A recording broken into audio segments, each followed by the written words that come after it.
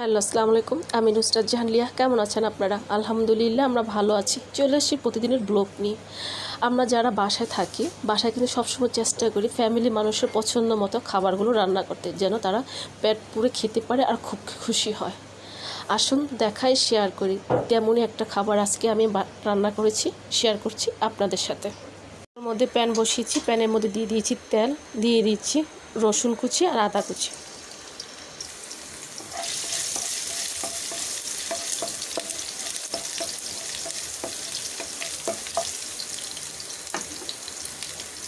দিয়ে দিচ্ছি পেঁয়াজ,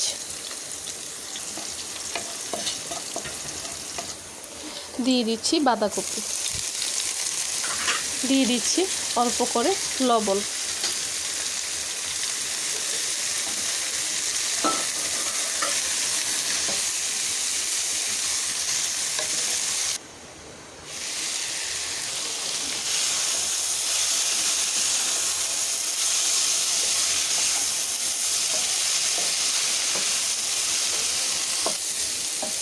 বাঁধাকপিটা মোটামুটি অনেকটা ভাজা হওয়ার পর এখন আমি এর মধ্যে দিয়ে দিচ্ছি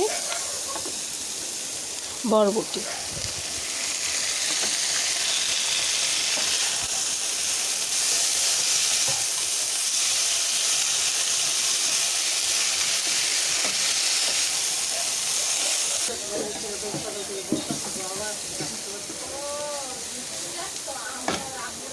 এগুলো মোটামুটি ভাজা হওয়ার পর এখন আমি দিয়ে দিচ্ছি গাজর,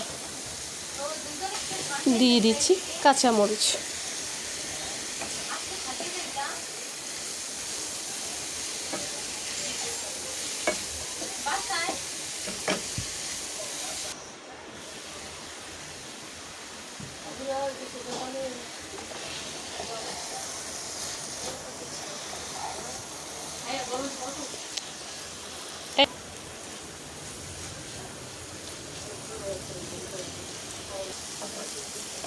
মোটামুটি সবগুলো সবজি ভাজা হয়ে গেছে। এখন আমি এক পাশটা করে নিচ্ছি।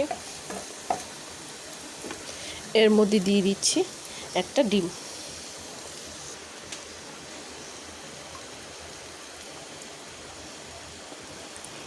ডিমটা আমি ঝুরি করে নিচ্ছি।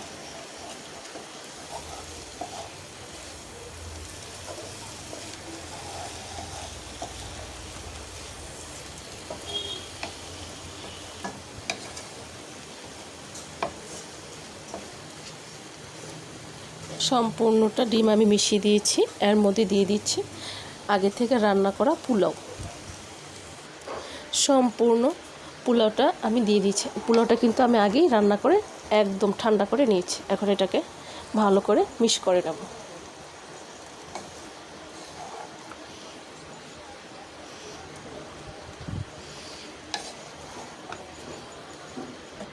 যেহেতু আমি আগে থেকে পোলাওটা রান্না করেছিলাম, সেক্ষেত্রে আমি কিন্তু লবণটা সবজির মধ্যে একেবারেই কম দিয়েছি।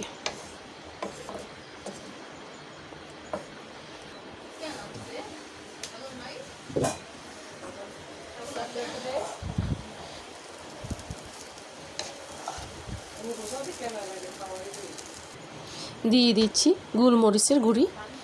আমি এখানে সাদা গোলমরিচের গুঁড়িটা দিয়েছি। দিয়ে দিচ্ছি সয়া সস। এখন এটাকে ভালো করে মিশিয়ে নেব।